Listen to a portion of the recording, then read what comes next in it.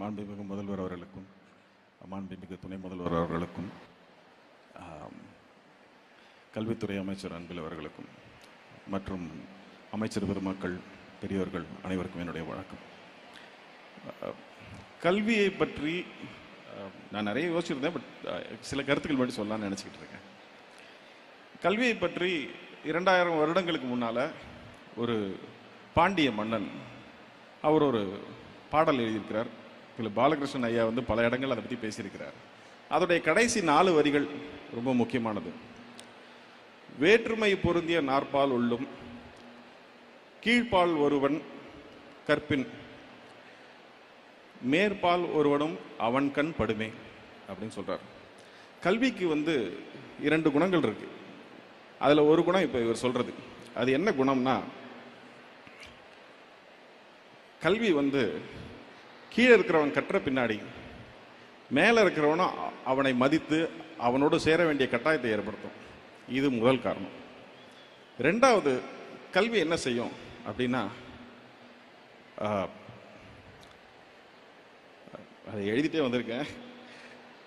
விவேக சிந்தாமணி அப்படிங்கிற ஒரு புத்தகத்தில் ஒரு பாடல் இருக்கு. வெள்ளத்தால் போகாது, வெந்தனலால் வேகாது, மண்ணலாலும் கொள்ளலாகாது, மன்னராலும் எடுத்துக்க முடியாது,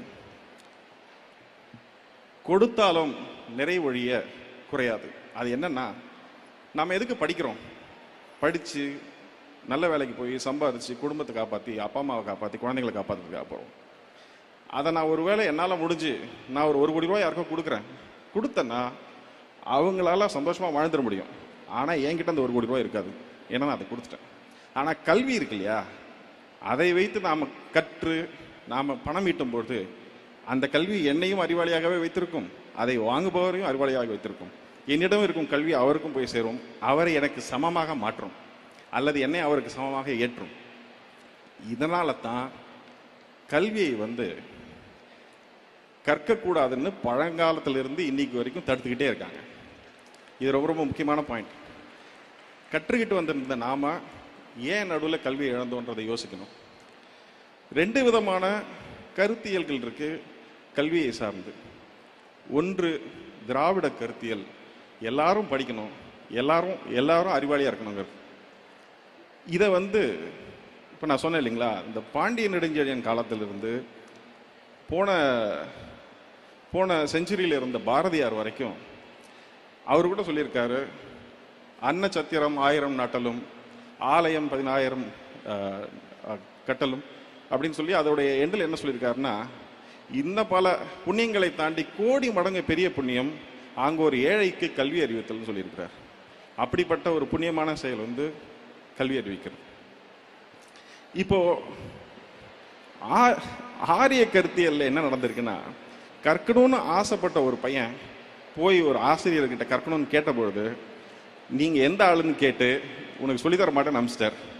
ஆனா அவனே போய் வில்வித்தை கற்றுக்கிட்டு அவர்கிட்ட போய் நின்ன போது அவருடைய கட்டை விரலை அவர் வாங்கிட்டார்.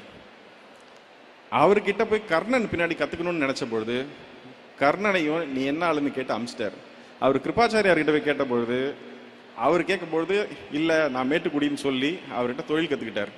ஆனால் அவரும் அப்படிப்பட்டவர் இல்லைன்னு தெரியும் பொழுது அவர்கிட்ட நீ கற்ற கல்வியெல்லாம் உன்னை விட்டு ஒரு நாள் போய்விடும் சொல்லி சாபம் கொடுத்து அதையும் பிடிங்கிறார். இப்படி துரோணாச்சாரியார் கிருபாச்சாரியார் ஆரம்பித்து ராஜகோபாலாச்சாரியார் வரைக்கும் நாம் படிப்பதை தடுத்து கொண்டே இருக்கிறார்கள். ஆனால் இந்த கொள்கைக்கு எதிராக சமத்துவம் இருக்கக்கூடாதுன்னு சொல்ற இடத்துல சமத்துவமும் சமூக நீதியும் இருக்கணும்னு சொல்ற ஒரு கட்சி ஒரு கொள்கை ஆட்சியில் இருக்கும் பொழுது அவங்க எல்லாரையும் படிக்க வைக்கிறதுக்கு எத்தனை திட்டங்கள் முடியுதோ அத்தனை திட்டங்களையும் போடுறாங்க. காலை உணவு கொடுக்குறாங்க, நான் முதல்வன் இருக்கு, தமிழ் புதல்வன் இருக்கு, இப்படி அவங்க ஒரு வரிசையா திட்டங்கள் போட்டு எப்படியாவது படிச்சிருக்கன்றாங்க. நீங்க கட்டணம் இல்லாம பேருந்து கொடுக்குறாங்க, வேற யாரும் ஆட்சி பண்ணாலும் அவங்க மடிக்கணினி கொடுக்குறாங்க, சைக்கிள் கொடுக்குறாங்க, எப்படியாவது படிச்சு மேலே போயிருங்கிறாங்க. இதை தடுப்பதற்கு அவங்க முன்ன கட்டைவரில் கேட்ட மாதிரி கர்ணனுக்கு அம்னீஷியா கொடுத்த மாதிரி இப்போ புதிய கல்விக் கொள்கையை கொண்டாந்து உங்களை படுக்கிறத தடுக்க பார்க்குறாங்க. இப்படி அவங்க தடுத்து இதை ஏற்க மாட்டோம்னு சொன்னவங்களுக்கு நமக்கு நியாயமா வர வேண்டிய 2150 கோடி பணத்தை தரமாட்டேன்னு சொல்றாங்க. இப்போ நமக்கு உடன்பாடு இல்லாத அல்லது கொள்கையாக அரசியலாக முரண்பாடு கொண்ட ஒரு கட்சி ஒன்றியத்தை ஆளும்போது எந்த உதவியும் இல்லாமல் கைகளை கட்டி கால்களை கட்டி தண்ணீரில் போட்டதுக்கு அப்புறமா நீந்தலாம் என்று பார்க்காமல் தான் நீந்தி தமிழக மக்களையும் கரை சேர்க்கக்கூடிய ஒரு உழைப்பை செலுத்தியிருக்கக்கூடிய இந்த முதல்வருக்கு என்னுடைய மனமார்ந்த நன்றிகளை தெரிவித்துக் கொள்கிறேன். நன்றி.